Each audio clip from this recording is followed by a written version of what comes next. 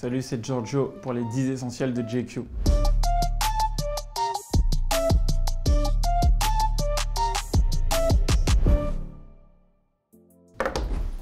Manette de PlayStation. Hein. Comme moi, j'écris vachement, mais on en parlera peut-être plus tard. Je suis en studio, la musique, ça me prend la tête. Je me prends la tête pour avoir le bon refrain, le bon mot, que ça sonne exactement comme je veux, etc. etc.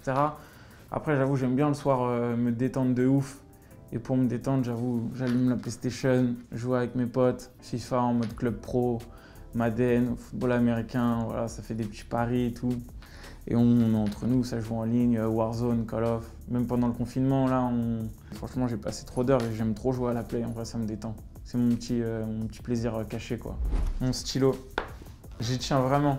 Et je n'écris qu'avec ce stylo.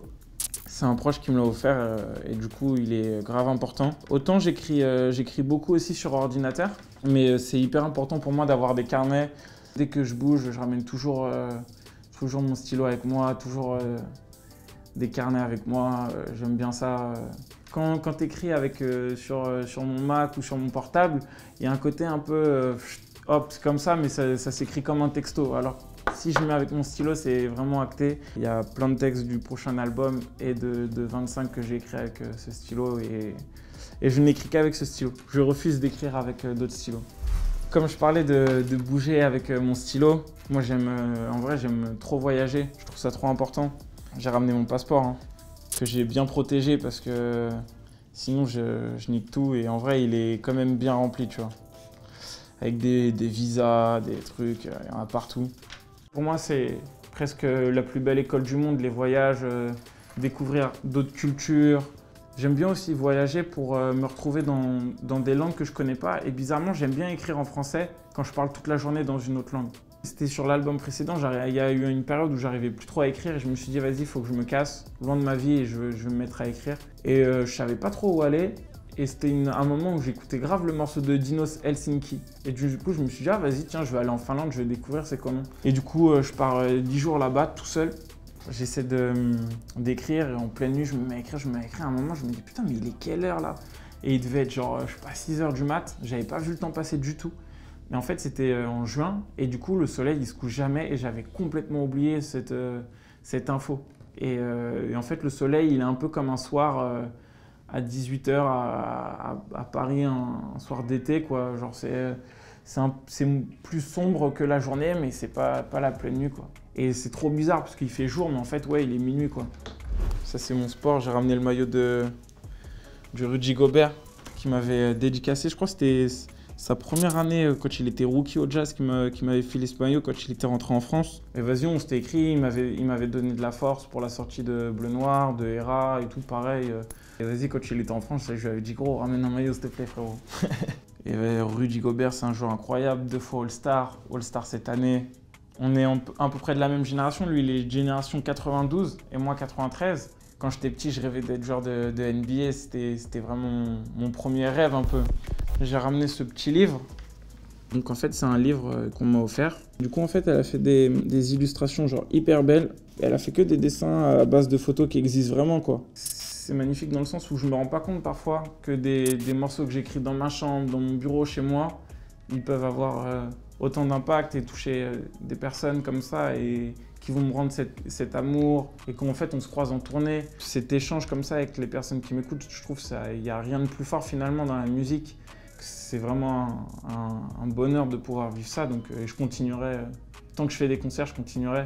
J'ai ramené un Polaroid. Moi, j'ai plein de photos de Polaroid. Quand je pars en tournée, parfois, j'amène des appareils jetables, donc j'ai plein de photos tirées. C'est mon pote Nkrumah qui fait presque toutes mes covers, presque toutes mes photos, qui a fait ce Polaroid, parce que lui, il est fan d'appareils à l'ancienne, qui fait ramener du Japon et tout. Et donc là, cette photo, en fait, elle est importante parce que du coup, c'est une photo de Sanka, Diaby, Rooster et moi.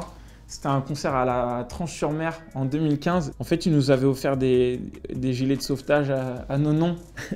Et du coup, on les a tous mis pour faire cette photo sur le parking. Et je crois qu'on était assez baisés, je crois. On est monté sur scène avec les gilets de sauvetage pour le premier morceau, je crois. On rigole tout le temps et c'est trop important pour moi d'avoir ces souvenirs qui soient gravés, imprimés comme ça, que ce soit sur des Polaroids, des appareils jetables et tout. Et donc, j'ai ramené cette photo qui représente bien tous ces moments. J'ai ramené aussi un livre de Christian Bobin qui s'appelle Une petite robe de fête. J'aime bien les livres jusqu'à 300 pages. Après, ça commence à me saouler quand c'est trop gros. Et ça, je crois que c'est presque mon format de livre préféré. C'est des livres, voilà, 90 pages.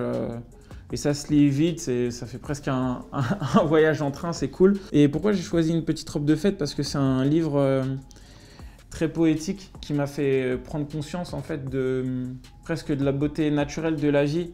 Parce que parfois à Paris, on est trop speed, on est trop dans sa vie, on regarde plus rien, on n'observe rien, on prend le métro, on est sur nos téléphones, je suis sur mon scoot, tac, je trace, hop. Quand je l'ai lu, ça m'a donné envie de ralentir. Ça va paraître chez-père ce que je vais dire là, mais juste observer les fleurs, les personnes qui passent, faire attention finalement au monde qui nous entoure, aux éléments. Et l'état d'esprit de ce livre, c'est un peu l'état d'esprit dans lequel j'étais pour écrire mon album Sacré, que j'ai appelé Sacré. C'était vraiment une période de ma vie où j'avais envie de relever le pied, de prendre le temps justement de vivre. Enfin, il y a juste la dernière phrase, il dit en gros, avoir cette robe blanche, toute blanche comme du ciel bleu.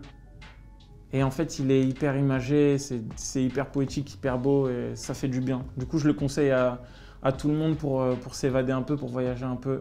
2 cartes postales.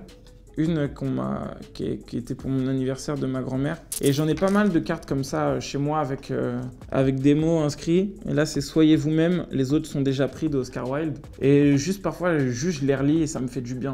Et c'est vrai que je suis assez attaché aux mots, assez sensible aux mots. Et du coup, j'aime bien ce genre de petites cartes. Et l'autre, c'est une carte de Banksy que en fait, j'avais acheté en Palestine et que je m'étais envoyé à moi-même. Cet ange avec des ailes, c'était aussi une manière de s'envoler et une image de la liberté pour la Palestine. Et on sait très bien à quel point c'est compliqué. Et donc, voilà. Mais les cartes postales, important chez moi.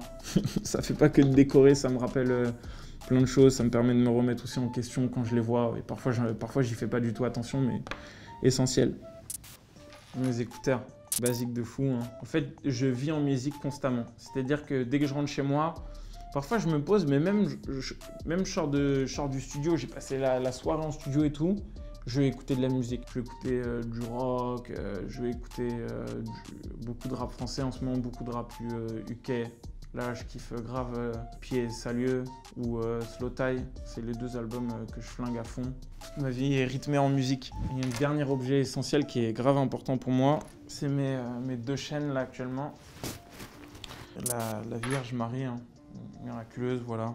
Et le G, c'est un G que m'avait offert ma grand-mère quand j'étais tout petit. Pourquoi je l'ai mis aussi dans mes objets essentiels? Déjà, je les ai tout le temps sur moi. C'est aussi le nom de mon label, puisque j'ai monté mon label. Et comme j'avais pas trop d'inspi, en même temps, c'est moi, c'est ma signature. Il s'appelle G. Le G, quoi. Ouais, du coup, j'ai pris ce G et j'en ai fait le logo du label.